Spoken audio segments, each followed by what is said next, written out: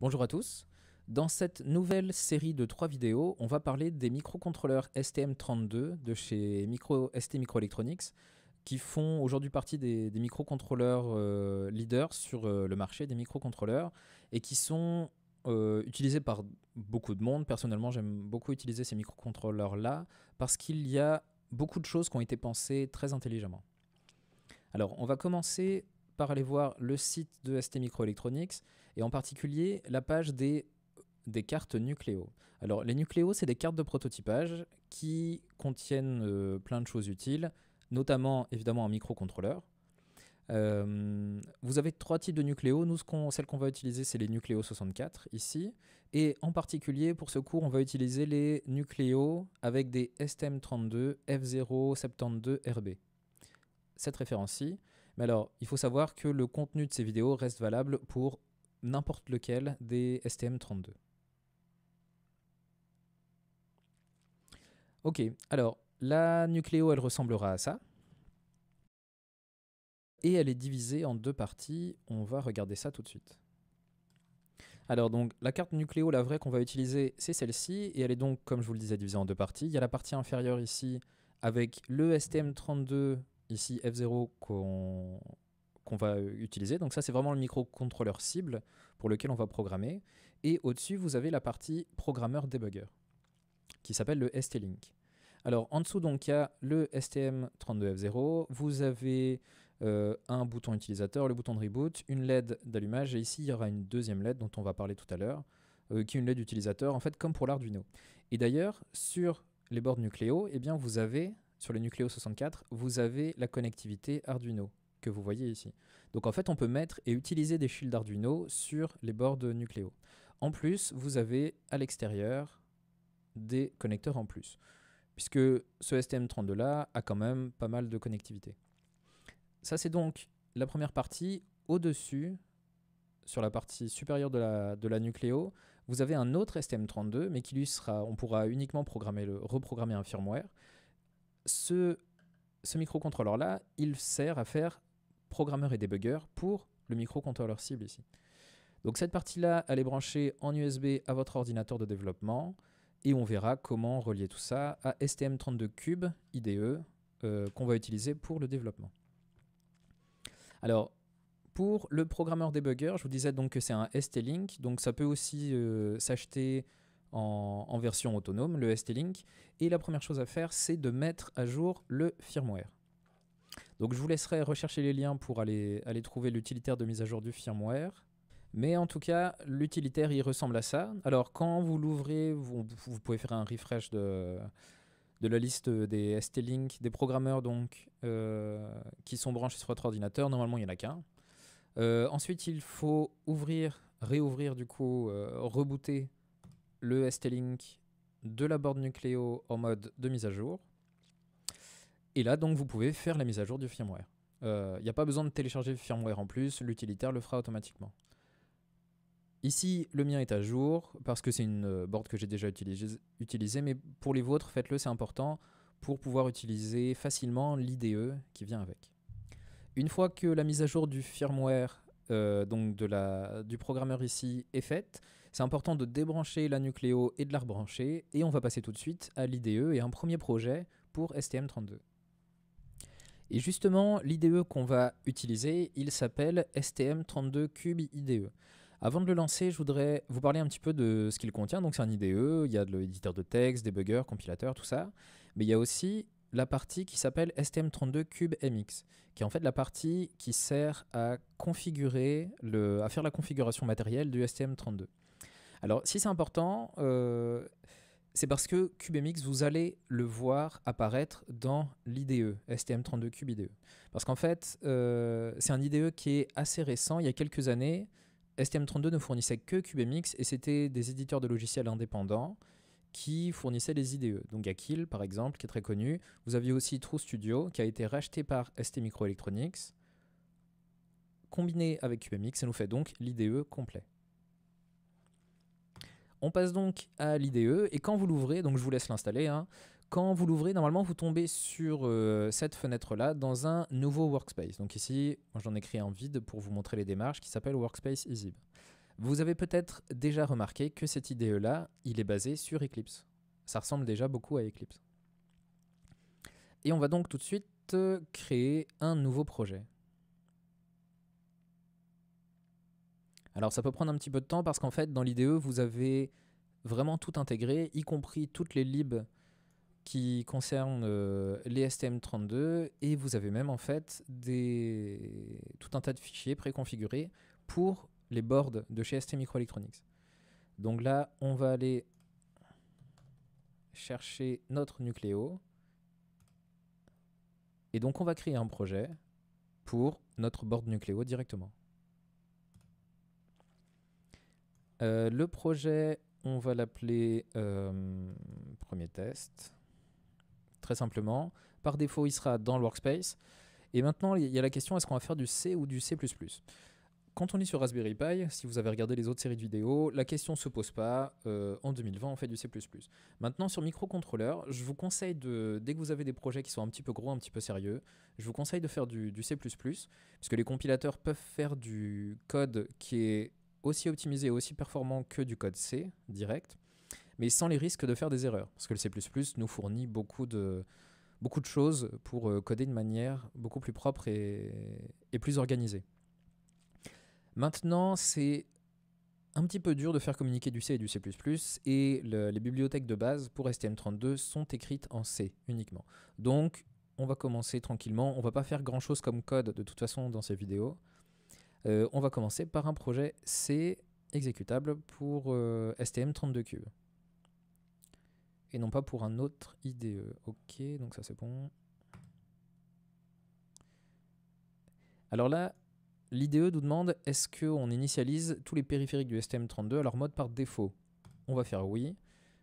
Pour la Nucléo, c'est assez utile. Et ce qui va s'ouvrir par défaut, c'est la perspective Eclipse qui s'appelle MX. Vous la voyez ici. Alors ça prend encore un petit peu de temps. Ok.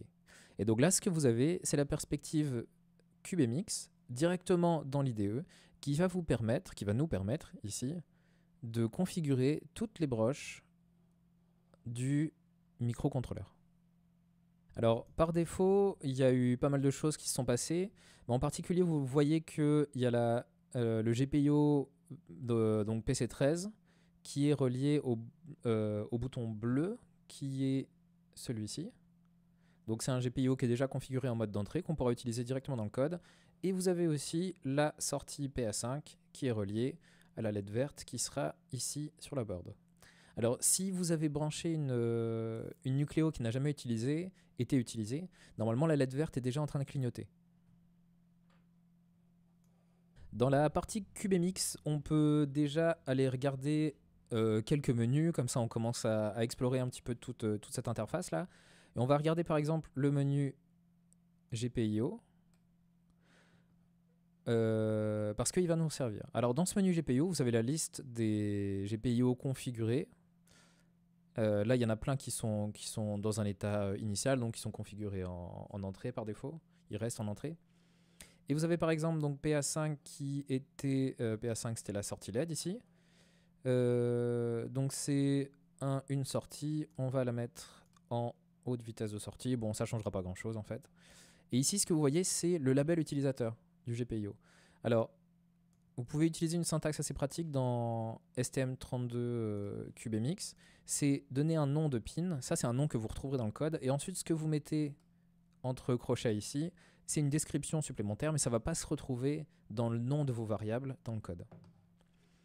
Donc ça, c'était bien une sortie pour la LED. Pour l'entrée, on avait le bouton qui est du coup juste configuré en entrée et qui s'appelle B1. Donc ça, ce sera son nom dans le code. Et ici, on a également une description en plus. Voilà donc pour la configuration par défaut. Alors, ce qu'on peut faire ici, c'est recliquer sur l'onglet, puis sauvegarder. Et là, l'IDE nous demande est-ce qu'on veut générer du code. Parce qu'en fait, CubeMX, pour faire la configuration, il n'y a pas de magie derrière tous ces menus-là. Ce qui va se passer, c'est que CubeMX va générer tout un tas de lignes de code dans des fichiers sources, C, qui vont faire la configuration au lancement, au démarrage du microcontrôleur. Donc ici, vous pouvez faire se souvenir de ma décision parce que à chaque fois, on va régénérer le code. À nouveau, ça peut prendre un petit peu de temps. Et là, maintenant, on va passer au code et aux fichiers sources. Les fichiers sources, alors vous avez pas mal de dossiers dans votre projet ici. Bon, vous reconnaissez, là, ça ressemble vraiment très très fort à Eclipse. Vous avez pas mal de dossiers, notamment dans Core, vous avez vraiment vos fichiers sources. Le main, le fichier auquel on s'attend, évidemment, il est ici. Donc ça, c'est le fichier qui va contenir l'initialisation et puis la fonction main, du coup, du microcontrôleur. Vous avez déjà pas mal d'autres fichiers qui ont été créés automatiquement par STM32CubeMX. Celui-ci, par exemple, on va en reparler à partir de la deuxième vidéo.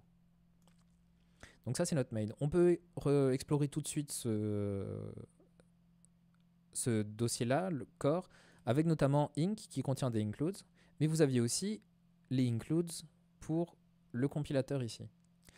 Et en fait, pour faire le lien avec les autres vidéos sur lesquelles on a fait de la cross-compilation, tous ces includes-là, c'est les includes de la toolchain, qui permettent, à partir de notre machine de développement, qui en général est une machine Intel, qui permettent de compiler du code pour un microcontrôleur STM32.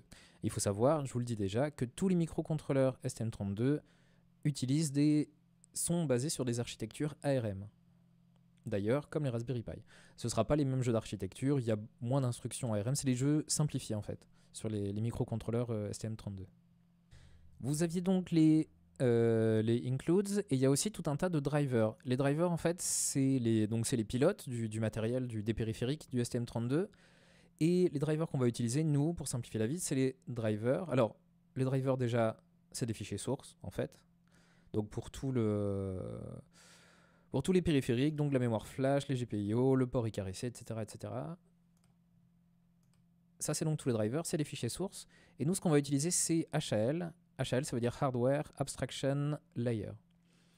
Ça nous permettra d'utiliser de manière abstraite, donc simplifiée avec des fonctions de plus haut niveau, ça nous permettra d'utiliser tout le matériel du STM32. Et on passe tout de suite au code de notre fonction main. Alors, le fichier main, il a déjà été bien rempli par CubeMX.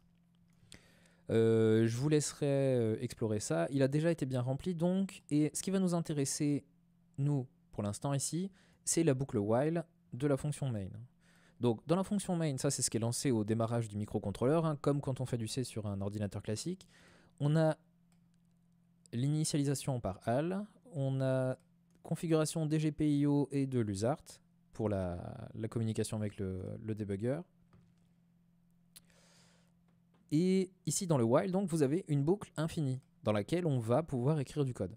Donc ça, c'est ce qui correspondrait à la boucle loop qu'on a quand on fait de l'Arduino. Pour vérifier que tout fonctionne et que tout est bien configuré, on va faire le Hello World du microcontrôleur, qui est donc pas un Hello World, mais qui est un clignotement d'une LED. Alors pour ça, on va utiliser HAL, donc on va utiliser les fonctions de HAL. Et en particulier, on va aller regarder tout ce qu'il y a comme fonction pour GPIO. Dans STM32CubeIDE, évidemment, vous avez de l'autocomplétion. Pour lancer l'autocomplétion, il faut faire CTRL espace. Et donc là, vous avez toutes les fonctions qui sont liées au GPIO. Notamment, ce qui va nous intéresser, la fonction WritePin. Ensuite, c'est un petit peu particulier. Comme vous avez beaucoup d'entrées-sorties sur STM32, il ne faut pas préciser uniquement un numéro de GPIO, mais il faut préciser le port sur lequel est le GPIO. Alors, si on retournait dans la partie CubeMX ici, on peut aussi cliquer sur l'icône ici pour changer de perspective. Quand on retourne voir l'onglet CubeMX, et en fait, on voit les ports des GPIO. Par exemple, la LED, elle est sur le port A.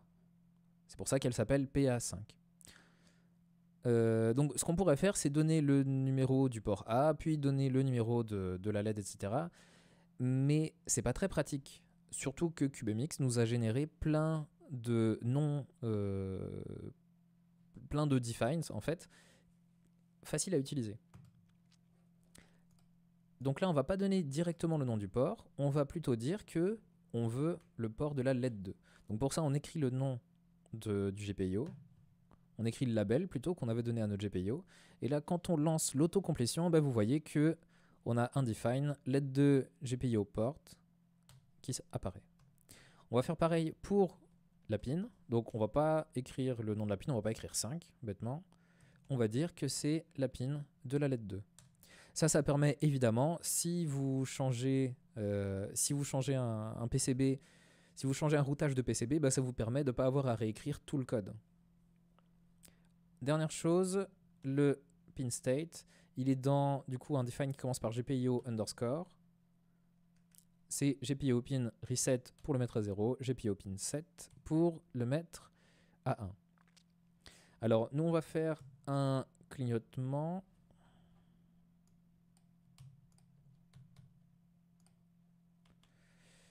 Et en fait ce qu'on va faire, c'est qu'on va faire un clignotement irrégulier pour pas confondre ça avec le clignotement par défaut qui est dans la board, pour être sûr que c'est bien votre code qui est en train de tourner. Pour faire un clignotement à cette fréquence-là, on va pas le voir parce que il tourne très très vite, le microcontrôleur évidemment. Par défaut, ils sont configurés pour tourner à 48 MHz sur l'oscillateur interne. Ce qu'on va utiliser, c'est Al Delay. Donc, on tape Al D. Bon, là, il va falloir taper un peu plus. Ok, Al Delay avec le délai en millisecondes. Donc, on va commencer par exemple par 500 millisecondes. Et ensuite, chaque délai qui suit va être de 200 millisecondes. Ok, voilà pour notre code, très très simple, mais ça devrait nous permettre déjà de vérifier que ça marche. Et maintenant, on va lancer un debug. On va lancer une session de debug. Pour ça, il y a pas mal de manières, mais ce que vous pouvez faire, c'est faire un clic droit sur le projet. Puisqu'on est dans Eclipse, c'est un Eclipse modifié, mais ça reste Eclipse, on a toutes les launch, debug et run configurations, dont on a parlé dans les autres séries de vidéos. Donc ce qu'on peut faire ici, c'est debug as et cliquer directement là-dessus qui va... Alors non, on peut aller dans les debug configurations, carrément. Comme ça, on refait la manip depuis 0. On va dans application STM32 et on en crée une nouvelle. Ok. Donc ici, l'application qu'on va lancer... Alors, ici, il n'y a rien de compilé. Donc ce qu'il fallait faire avant, c'est compiler un binaire en debug. Donc c'est bien que j'ai fait l'erreur, au moins vous l'aurez vu. Pour créer une configuration, il faut d'abord avoir un binaire à lancer. Donc ce qu'on va faire, on va retourner dans nos debug configurations, dans celle-ci. L'exécutable qu'on va lancer, on va le chercher dans le projet, donc c'est celui-ci. Ok, et on va aller dans le debugger ici. Parce que là, le debugger, c'est pas si simple, il va falloir dire à STM32Cube IDE de communiquer avec notre ST-Link. Alors normalement, ce que vous avez ici, c'est bien configuré par défaut. On va quand même aller chercher un ST-Link particulier. Normalement, vous en avez un seul sur votre machine et donc le scan devrait vous donner directement le bon numéro. On applique tout ça, on démarre.